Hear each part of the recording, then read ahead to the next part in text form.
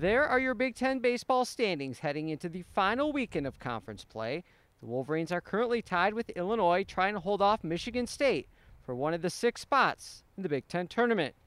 The important stat here is the winning percentage along the right side, because due to weather, not everyone has played the exact same amount of games. Hello everyone and welcome to Inside Michigan Baseball. I'm Anthony Polidano. The Maize and Blue are off in Lincoln, Nebraska this weekend as they've got a 3-game set against the Cornhuskers. Last weekend, the Maize and Blue took 2 out of 3 against the defending Big Ten champions. On Friday, the Wolverines fell behind Purdue 5-0 after 4 innings. But freshmen Travis Mazes and Jacob Cronenworth hit back-to-back balls into the left center field gap. Mazes went for a 2-run double, while Cronenworth scored Mazes on an RBI triple to make it a 5-3 game. Down 6-3 in the 7th, Michigan stormed back with a 5-run inning, spearheaded by a Kevin White 2-run double, to put Michigan out in front. The game was all tied up in the 8th when Michael O'Neill drove in Donnie Eaton for what eventually turned out to be the game winner in a 9-8 Wolverine victory. On Saturday, it was Michigan who jumped out early, taking advantage of Purdue miscues to build a 5-0 lead.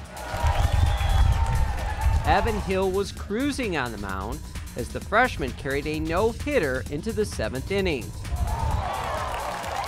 This time, it was the Boilermakers who rallied, getting to Hill for 5 in the 7th to tie the game up at 5. But Michigan responded with 5 of their own in the 8th, with the big blow coming off the bat of O'Neill as he hit his 2nd home run of the season and the first of his career at home as U of M went on to the 10-6 win. On Sunday, the Maize and Blue honored their 4 seniors before the game, but Purdue would spoil the day for the Wolverines. Sean McHugh hit a grand slam in the 6th to put the Boilermakers up 8-3. But U of M responded with their 3rd 5-run inning of the series. Cronenworth's 2-run single was the big blow of the inning, and Michigan took the lead in the 7th as Alex Lakatos scored on a fielder's choice off the bat of Cole Martin. Unfortunately, though, James Burke was unable to close out the game in the 9th as the Boilermakers rallied for 4 runs with 2 outs. U of M fell 12-9. On Tuesday, the Maize and Blue were at Citi Field in New York, where they lost to Seton Hall 5-3. Michael O'Neill was 3 for 4 in the contest, hitting his 3rd home run of the season. The baseball program is the longest running sport here at U of M, as they're in their 147th season as they date back to just after the completion of the Civil War. And that long and storied history, one player has become synonymous with running: Patrick Biondi. For 4 years, Patrick Biondi has been a fixture atop the order for the Maize and Blue. The former All-Big Ten freshman team member and freshman All-American set the conference standard with 6 steals in a game earlier this season, and on March 2nd, he became the program's all-time stolen base leader. He's our catalyst. He's our leader. He's our captain. He's the guy who makes us go. Spending almost his entire career as Michigan's center fielder, the Woodhaven, Michigan native has proven there aren't many balls he can't track down in the outfield. Nothing surprises me. Nothing in the outfield that he gets to is like, wow. So it's just been nothing but a pleasure and an honor to play with him. He's one of my best friends, and I'm glad that I've been able to play with him for 3 years. He can play defense with any center fielder that plays baseball, period, at any level. His defense is premium. His speed is premium. I think those 2 things right there, plus his ability to hit left-handed and his strike zone awareness and his discipline, you know, I would not be shocked if you told me a guy like that had a 10-year major league career. As good as Biondi's career wearing the Block M has been, his senior year hasn't been all that easy.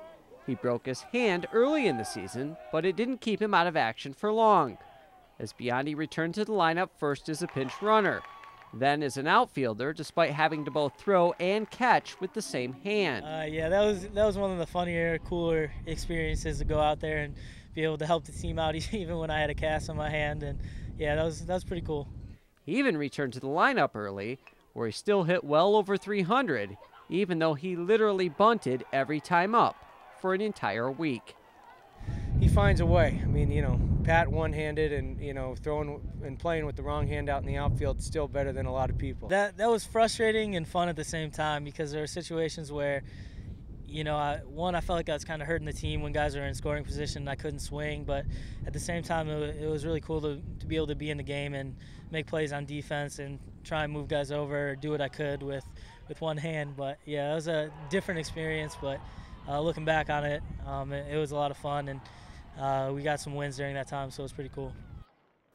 While the career 301 hitter, who's already been taken once in the MLB draft, is looking forward to hearing his name called again this June, he's also looking forward to getting in the Big Ten tournament for the first time since his sophomore year, and hopefully the NCAA tournament for the first time in his career.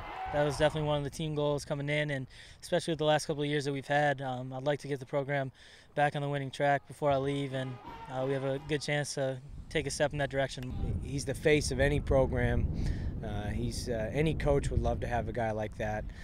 We're very fortunate to have him in this program, and what he's meant to Michigan and what he's meant to Michigan baseball over the last 4 years. That kind of guy's irreplaceable, not just with his talent on the field, but his talent in the locker room. And you know, very rarely is there a guy as talented or more talented in the locker room as he is on the field, and that's Pat. The 4 years have meant a lot to me. This is a great university, and I've loved every minute that I've been here, and I'm proud to be a Michigan Wolverine.